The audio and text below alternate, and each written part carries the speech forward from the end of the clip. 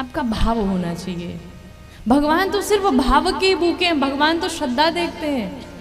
तुम कितना सोच रहे हो उनके बारे में, क्यों? देने वाले वही हैं, देंगे वही, और उन्हीं का दिया हुआ उन्हीं के ऊपर लगाना है। सिर्फ इतनी सी बात सोचनी है, उन्हीं का दिया हुआ उन्हीं को देना है। लेकिन फिर भी हम नहीं कर पाते हैं। जब हम लोग कहीं जाते हैं ना बाहर, तो बढ़िया से श्रृंगार करके, बढ़िया से दर्पण में चेहरा देख करके हम अच्छे आज दिखाई दे रहे हैं, अच्छे कपड़े पहन लें, अच्छी चीज़ें पहन लें, हर चीज़ बिल्कुल वेल मेंटेन। सुबह जैसे अपने बच्चों को नहलाया जाता है, अपने बच्चों को बढ़िया से काजल लगाते हैं, खूब बढ़िया उसका श्रृंगार करते हैं, बाल कंघी करते हैं। कभी ठाकुर जी की सेवा की है सुबह में? चलो हमारे ठाकुर जी भी बढ़िया से, उनको भी स्नान कराएं बढ़िया से। हम लोग तो भाई फेस वॉश लगाएंगे, उनको भी तो फेस वॉश चाहिए। उनका फेस वॉश क्या है? उनका फेस वॉश दूध है, उनका फेस वॉश दही है, उनका फेस वॉश घी है। उनको भी बढ़िया स्नान कराओ, बढ़िया स्नान करा के उन्हें अच्छे अच्छे नवीन वस्त्र पहनाओ।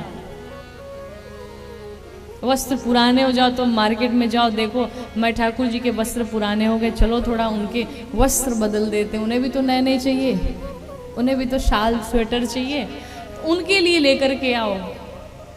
ठाकुर जी यही तो देखते हैं तुम्हारा भाव कितना निर्मल है। भगवान का सुंदर सा श्रृंगार करने के पश्चात जैसे आप दर्पण में चेहरा देखते हैं ना, वैसे ही ठाकुर जी को भी दर्पण में चेहरा दिखाओ। ठाकुर जी देखो आज आप कैसे दिख रहे हो, ठाकुर जी बड़े सुंदर दिखाई दे रहे हैं। तो अपना दर्पण फिर उन्हें दिखा करके रख लो।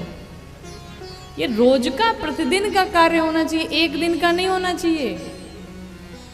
और हमारे ठाकुर जी महाराज इतने दयालु हैं, इतने भोले हैं कि क्या कहें। दुनिया संसार में ऐसा कोई नहीं मिलेगा, कोई नहीं मिलेगा।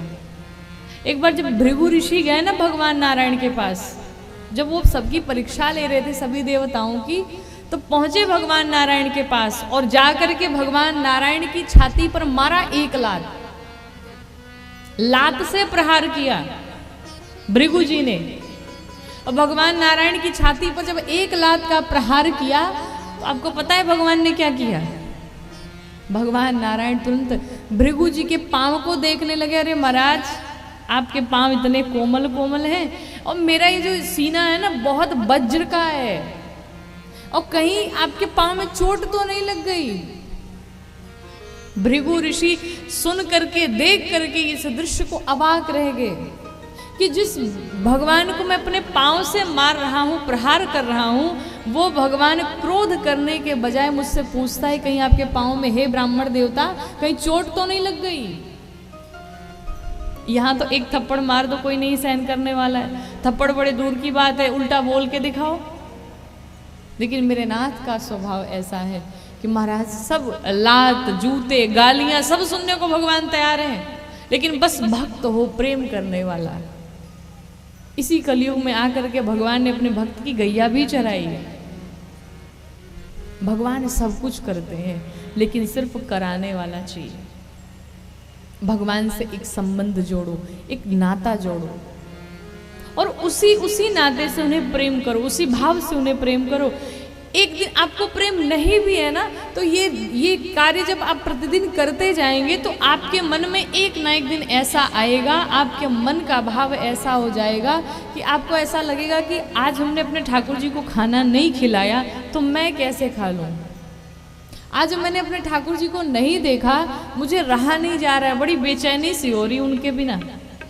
कभी ऐसा आएगा कि वो आपसे अगर दूर हो गए ना, तो आप रोते रोते, बिलखते बिलखते पागल हो जाएंगे कि मेरे ठाकुर जी कहाँ चले गए मुझे छोड़ के।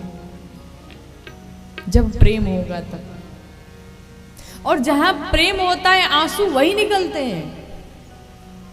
जहां प्रेम होता है आंसू भी वही निकलते हैं। बिना प्रेम के आंसू नहीं निकल सकते। अच्छा आप बताइए, आपके घर के बगल का कोई व्यक्ति कहीं जा रहा हो, किसी यात्रा पर जा रहा हो, और आपको हम कह दें कि आपको उसके लिए रोना है, आंसू बहाने हैं, आंसू निकाल पाएंगे क्या? निकाल सकते हैं? नहीं निकाल सकते हैं। क्यों? क्योंकि आपको उससे प्रेम ही नहीं है, कोई लगाव ही नहीं है, तो हमारे आंसू क्यों निकलेंगे? लेकिन वही अगर आपका पति आपसे दूर जा रहा हो, वही आपका पुत्र आपसे दूर जा रहा हो, जिससे आप बहुत प्रेम करते हैं, आपकी माँ आपसे दूर जा रही हो, आपका पिता आपसे दूर जा रहा हो, तो आपको कहना नहीं पड़ेगा, आंखों से अपने आप आंसू निकल पड़ेंगे, जबरदस्ती नहीं करनी पड़ेगी। तो भगवान के सामने ना वही दो प्रेम वाले आंसू चढ़ा दो, लेकिन आंसू नकली वाले नहीं चढ़ाने, जो मार्केट में लगा करके आंखों में और आंसू निकाले जाते हैं, वो वाले आंसू नहीं चढ़ाने महाराज। जो हृदय से आंसू निकल रहे हैं ना, वो आंसू चढ़ाने हैं।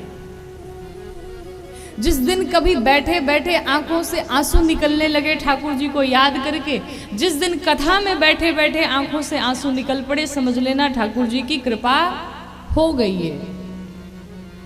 वरना ये आंसू ऐसे नहीं निकलेंगे, जब तक प्रेम नहीं करोगे तब तक संभव नहीं है।